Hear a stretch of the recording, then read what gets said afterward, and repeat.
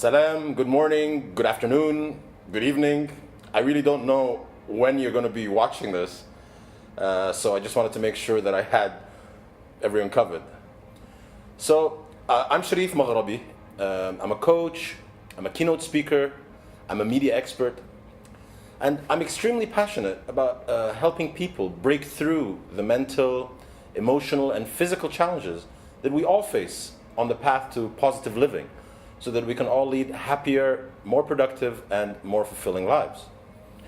The story of this talk is really interesting as it has evolved from a very theoretical, holistic well-being model, which I had the honor of presenting at the Happiness Festival. It was very well received. I love being able to help people find their own insights and also inspire them to ask themselves some deep, introspective questions about the nature and source of their own well-being. From there, I was invited by the RTA, Dubai Road and Transportation Authority, to give this keynote, and this allowed me to articulate some of the concepts further and also translate it into my native Arabic as well. خترت أكون إيجابيا. This was very well received and I was grateful to be able to work alongside my talented colleague Andrea Zoe as well. We made a very good team as she delivered the English content and I handled the Arabic part. After that, I was commissioned by the online e-learning platform Al Mentor to deliver the keynote as a lecture in my native Egyptian dialect. This was also a great honor for me, and I am grateful to be able to be an agent of positive change in the Arab world. Alhamdulillah. And just recently, as part of my affiliation with the International Coaching Federation, the ICF, I delivered the I Choose to Be Positive, اخترت أن أكون إيجابيا, as the first Arabic webinar as part of the International Coaching Week. So I'm confident to say that this is a transformational and unique keynote that has the power to create deep insights and really shift people towards making the choice to live a more positive life. You know, we've all heard it a million times. Just be positive, just think happy thoughts, just be the change you want to see in the world. But it's not so easy, is it? The constant chatter in our heads, the negative thoughts, the low self-esteem, the sadness, the pain of losing someone or a relationship. How can we remain positive in the face of such change, such randomness? The truth is that I'm very grateful and blessed to have experienced all of these emotions and more. From nearly losing the vision of my left eye in an accident when I was 7, to my parents' separation after 30 years of marriage, to my father's death under really sad and heartbreaking circumstances, to my own divorce after only 2 years of marriage, to a major car accident at the age of 40 that nearly left me crippled, to being laid off twice from very successful and well-paying jobs without any prior warning, and the list goes on. But it's all of these circumstances and experiences that allow me to stand here before you and talk about positive living and making the choice to be and remain positive. We're all the same, and we all have had experiences that make us question the very core of who we are and the very nature of the world we live in. I'd like to share with you my ideas about how to live a positive life. I'd like to begin with this great quote by Rumi, where he speaks about the key transformation that I undertook to move from my old paradigm to my new paradigm.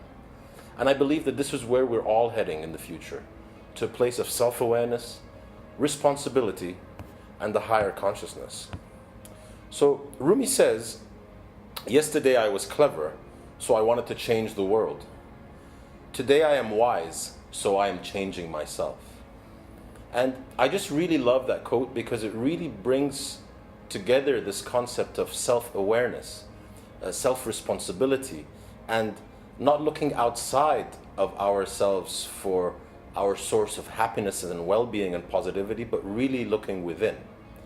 Now, if there's one vision that this talk embodies, is this idea that we become what we think about. And this is the metaphor that I've built this whole keynote around. الفكر أساس الكيان in Arabic, which is that the thoughts that we have in our head, and we have a personal responsibility to choose what we think about. And it's okay, I empathize because a lot of times in my life I was not aware of this power that I had to either focus on a specific thought or choose to ignore, or by using concepts like metacognition and meta-emotion and presence and meditation to actually be able to watch these thoughts and not become emotionally attached to them. So we're always going to see this wonderful gentleman through our talk, and we're going to gauge our own levels of positivity and happiness. On a scale of 1 to 10, how happy and positive do you feel right now? And hopefully by the end of the keynote, those levels will have changed. So here's the metaphor, here's the analogy. The mind is like this fertile soil, and we have the choice of what seeds to plant within this fertile soil. Now these thoughts of ours are these seeds, right? And through our actions, we make these seeds flourish. We,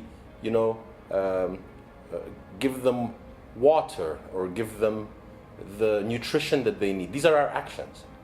And through our emotions, our positive emotions, we give them sunlight.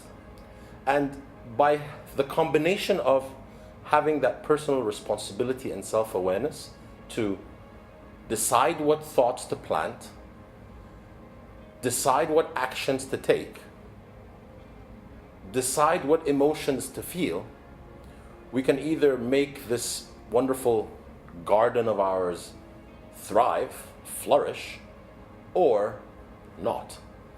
So the vision of this keynote is this idea of, or this question of, what are you planting in your mind?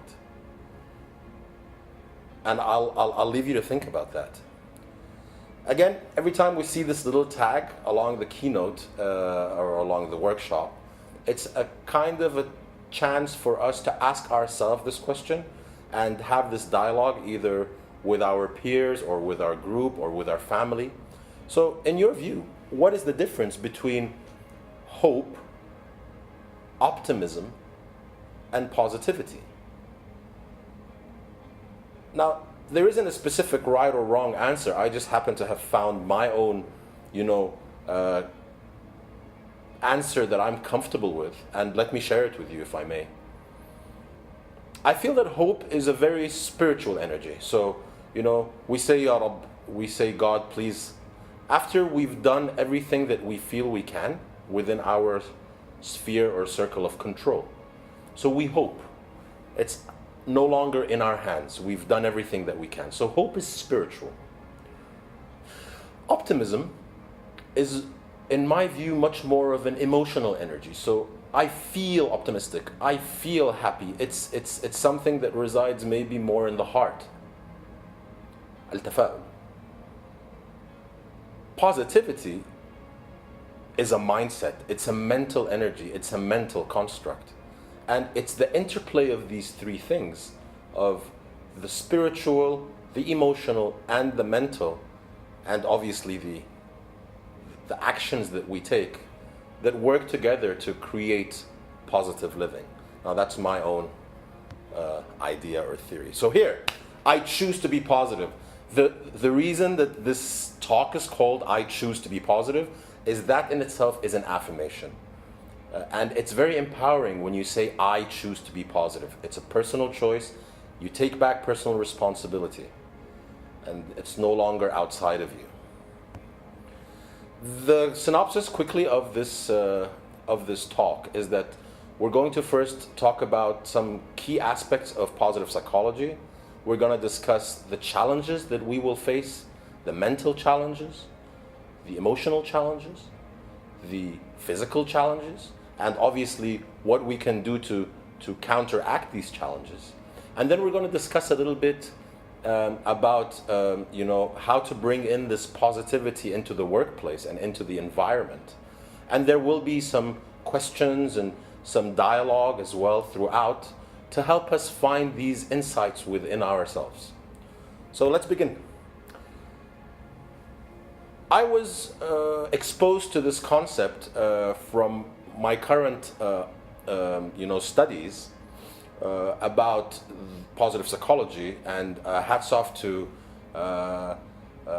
Margaret Greenberg from Profit from the Positive for exposing me to this wonderful concept in the very first class, which is, this whole idea of negativity bias. And when you look at this picture of these two bridges and you want to build the best bridge in the world, are you going to study the broken bridge, or are you going to study the strong and well-constructed solid bridge? Well, many people might say, I'm going to study both. Many people might say, yeah, I'm going to study the one that's broken to find out why it broke. The idea behind this picture is that it just draws our attention to this idea of negativity bias and this whole idea of choosing to focus on the positive as opposed to what's wrong. And this takes some time and it takes some discipline to enable us to really, when your child brings you a report card and it's got 12 subjects in it and they've gotten straight A's in 10 subjects and they've gotten a B in one subject and they've failed, there's this big red F, the first thing you do is like, oh, why did you fail in art? They just got straight A's in 10 subjects. Why don't we focus on the positive and appreciate what they're strong at? Perhaps they're not meant to be great artists. Not everyone has the same strengths. Not everybody has the same talents. So this picture is a way for us to maybe recondition our minds to start thinking more about what's right and the positive aspects of our lives, children's lives, our staff. So here we go. Focus on the positive. Find and develop points of strength. His Highness Sheikh Mohammed bin Rashid Al Maktoum, in his recent book, Meditations on Happiness and Positivity, talks about positivity is a way of thinking and happiness is a lifestyle. In other words, it is not what you own or do that makes you happy, it is how you think about things. So again, this goes back to this very concept of positivity being a choice, being a mental construct, being the way that we look at the world and the way that we make meaning of the things that occur to us, or even that, stop playing the victim and understand and accept that there will be randomness and focus on these things that you can control, which are your thoughts, your emotions, and your actions. Nothing else. The challenges, the challenges on the path to positivity. It's okay, it's really okay. I empathize completely. Being positive is an important personal decision, but there are mental, emotional, physical, and environmental also challenges. But ask yourself, do you want to be a positive person? Because it really is your choice. So we'll start off with the mind.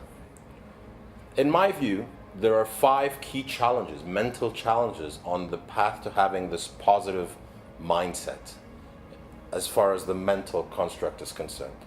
The first one is negative self-talk, and I'll go deep into each one as we progress. The second is negativity bias. The third is confirmation bias. The fourth is brain chatter. Yesterday, tomorrow, oh my God, what am I going to do? Oh, him, her, them, why, when, oh, my airline, my traffic, my work, my bills, the car, the weather. It's too much. And this illusion of control. So ask yourself again, in this dialogue, what do you spend most of your mental energy thinking about? Really. Take 10 seconds and really answer that question. What do you spend most of your mental energy thinking about? So let's start with negative self-talk. This is internal mental dialogue that's detrimental, it's negative, it's distorted, it causes stress, it causes low self-esteem, and a complete lack of confidence. And I can dive deeper into the reason that we have this negative self-talk. There are a couple of theories. Most of it say that it's really a kind of a acute stress response, that your brain is actually trying to protect you.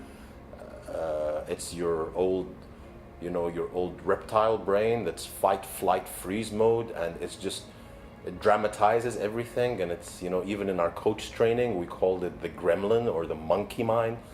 Now, whatever you want to call it, it exists, and we must acknowledge its existence, and then we must find ways to deal with it, befriend it, because as they say, what you resist persists, so stop fighting it as well.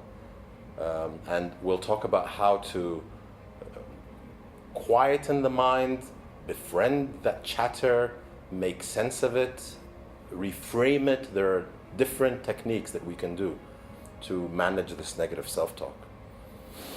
Negativity bias is this idea that even when of equal intensity, things of a more negative nature, like thoughts, emotions, or even social interactions or events, have a greater effect on one's psychological state and process than neutral or positive events or circumstances. What does this mean? Let's take the example of the child who brings the report card.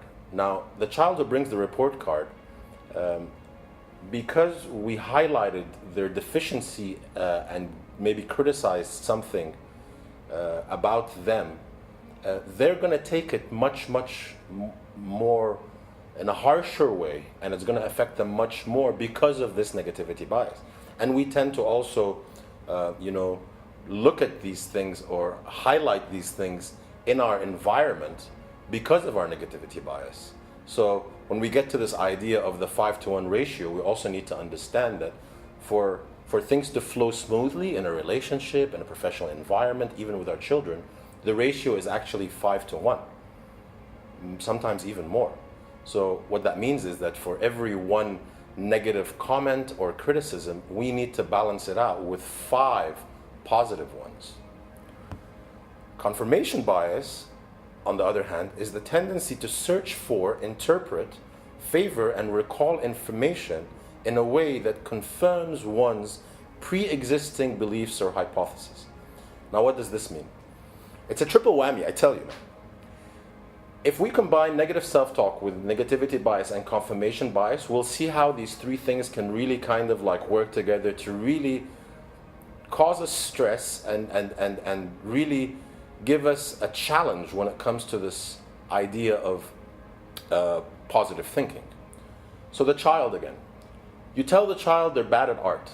So their negative self-talk starts to say, I'm not an artist, I'm not creative, I'll never be able to play a musical instrument, I'll never be able to. So that's their negative self-talk based on the negativity bias from the external, circumstances or the external environment. Now what happens then is that confirmation bias comes to play. If they're in an art class and they draw something and just one of their students, one of the students or one of the teachers says, you're not creative at all, automatically they notice that and it reconfirms that belief that they already have. When in fact they might have gotten 10 or 15, positive comments about their artwork. But no, confirmation bias, working with negativity bias, working with negative self-talk, just starts to create this little internal, dialogue.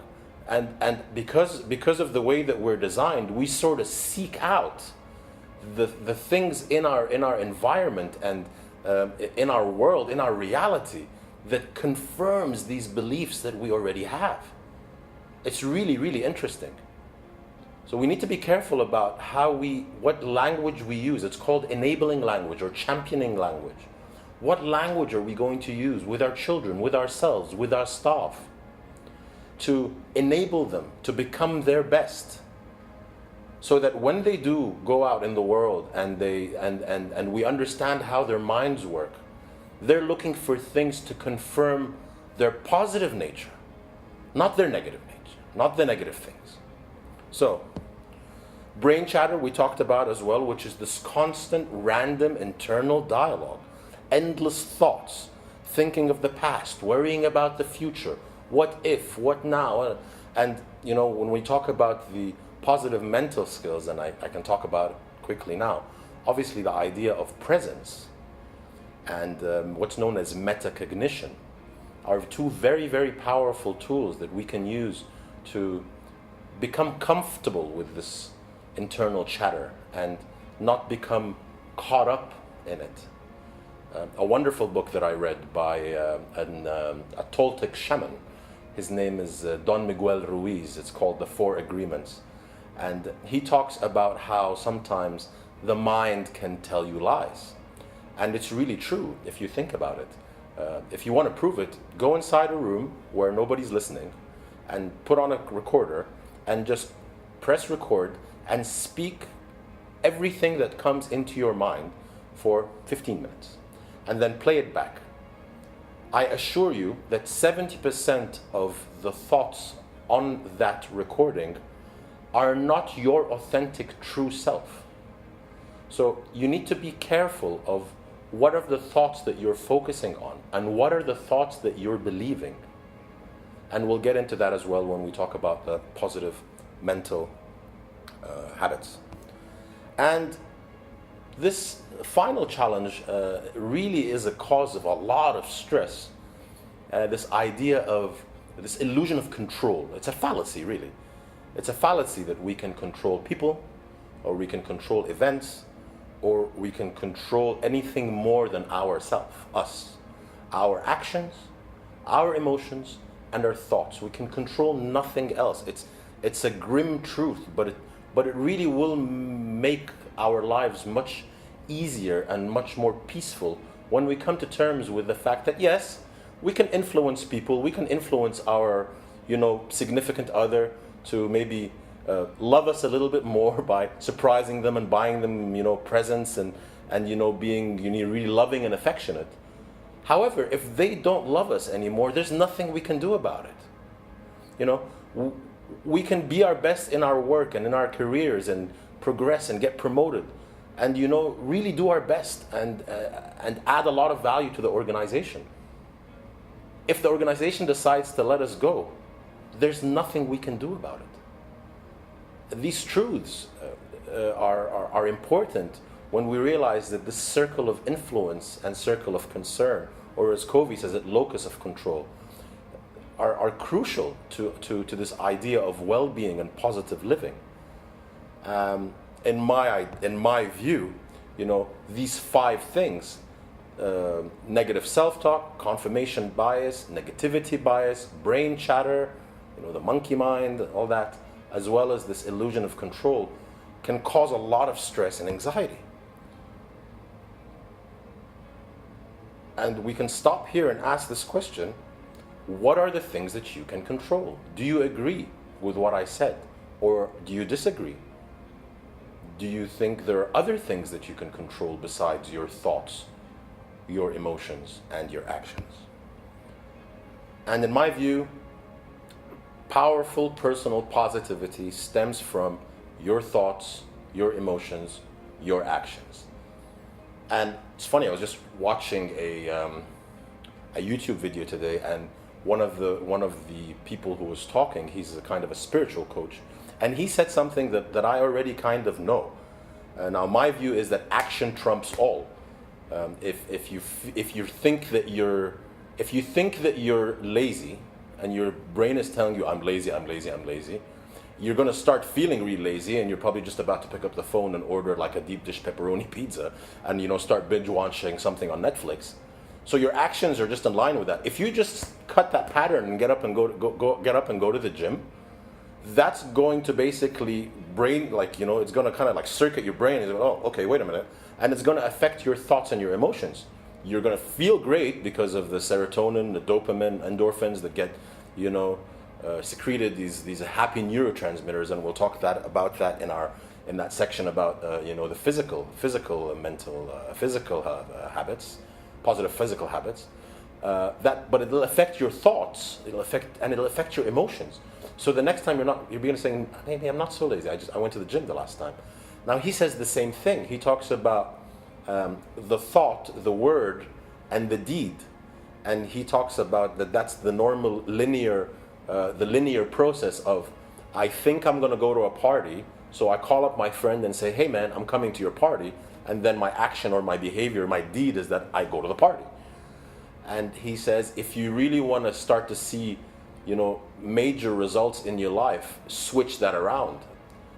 fake it till you make it, as they say. Start doing the deeds first, and then your emotions and your mental energy will kind of, follow that. So these are the positive mental skills. I'll dive deep into each one of them. We're talking about self-awareness, personal responsibility, metacognition, presence, positive self-talk, self-validation, and visualization. So let's start with self-awareness. Know thyself.